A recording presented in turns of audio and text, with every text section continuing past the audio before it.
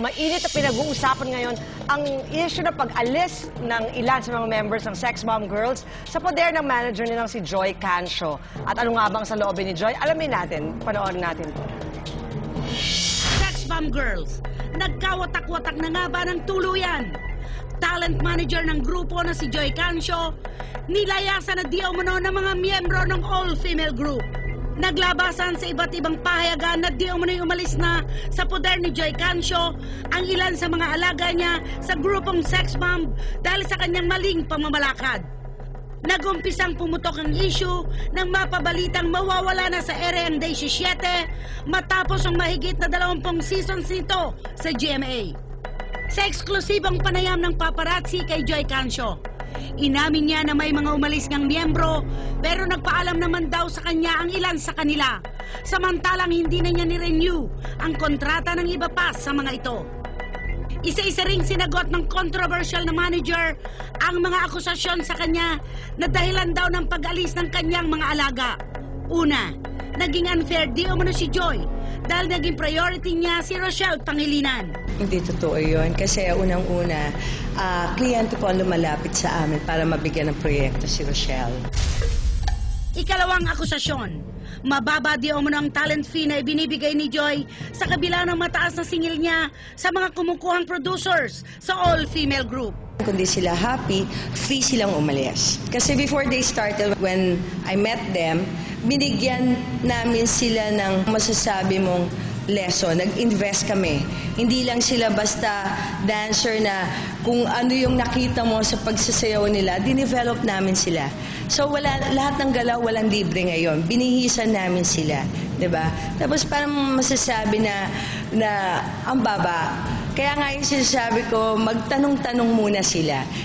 Kabilang pa sa mga ibinibintang sa manager, ang di umano'y paggastos niya sa kasino ng kinikita ng kanyang mga talent. Nagagawa ko yung paglalaro sa kasino, pero hindi ko naman matatanggap na pati yung sweldo ng mga bata, yun yung pinanglalaro ko. 1999 nang mabuo ang Sex Bomb. Nagsimula ito na may 4 na miyembro lang na nooy backup dancer sa Itbulaga. Isa sa original member si Rochelle. Naging 6 ang mga miyembro nito nang pumasok sina Jopay at Ira.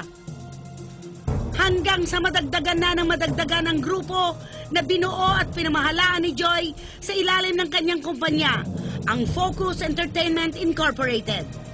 Year 2002 naman nang mabuo ang Sex Bomb Singers na tinawag na Sex Bomb Girls. Kaya may grupong nagsasayaw at may grupo rin nakafocus sa pagkanta. Sa kabuuan, 52 na ang nagiging miyembro ng Sex Bomb. 19 ang kasalukuyang natitirang kasama sa grupo at 30 naman ang umalis na sa magkakaibang dahilan.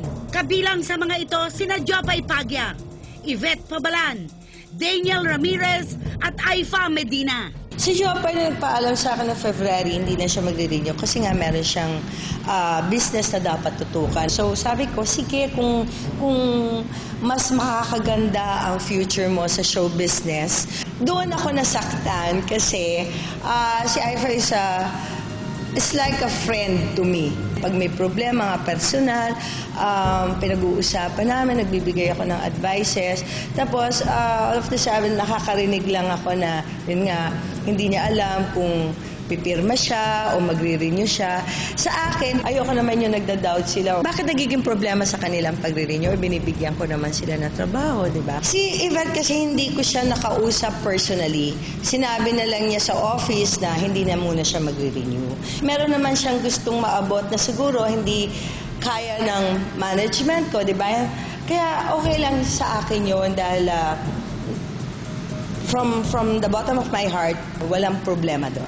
Si Daniel, doon ako nasaktan kasi na-accusahan ako na hindi ako fair enough sa mga talents ko. Ngayon, kung yun yung iniisip niya, wala akong magagawa. Pero hindi ko matatanggap yun hindi ako fair kasi ilang beses ko na rin nabigyan ng pagkakataon sa Day 17 si Daniel na mag-support.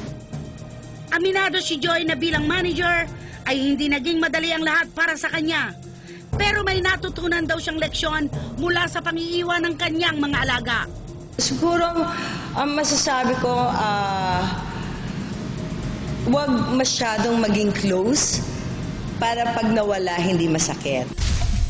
At ang mensahe ni Joy sa dating sex bomb member na si Jopay.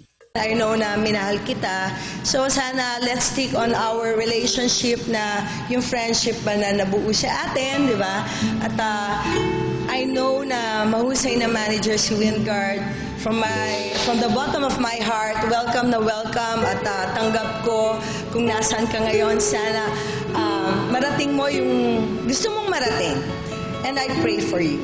Kay Aifa, Sana magkausap kami kasi ever since naman, parang talagang nanay, no? Ginagawa kong nanay ako nila. kay Yvette, Okay naman kami ni Yvette. Wala namang problema. Good luck sa career na gusto mong marating. at kay Daniel. Wala akong makakomment. Hindi. I just pray for her. And hindi ko matanggap yung accusation na being unfair. Pero forgiven na yun eh. Kasi ako naman, di rin naman ako perfect na tao. As a manager at a mother, I'm expecting an apology from her. Ngayong hapon, maririnig din natin ang panig ng mga umalis. Ang dating sex bomb members na sina Jopay, Yvette, Daniel, at Aifa. Live at eksklusibong sasagot sa Paparazzi Presscon Express. Ramdam mo kay Joy yung isang tao na namuhunan, hindi lang ng pera, kundi emosyon. Na pag umalis ang alaga, masakit talaga yon. Sa lahat ng kwentong ito, isa pa rin ang maliwanag. Kung wala si Joy Cancio, walang sex bomb. Oo, totoo naman. Diba? Kumbaga, hindi lang emotional investment, financial investment Oo, din. At totoo yun. panahon, di ba? So we heard Joy's side. Kailangan marinig naman natin, Tita Yes, Christy, darling oo. mo, ang side ng sex bomb dancers. Kaya mamaya po sa pagbabalik po ng paparazzi, kasama po natin ang sex bomb dancers. Yeah. And magbibigay linaw sila tungkol sa mga ganitong mga usapin about Kailangan parehas ang laban dito. Yes. Kaya Balance. kailangan ipresenta natin, andyan ang manager, eto mga alaga, sa pagbabalik po ng Paparazzi!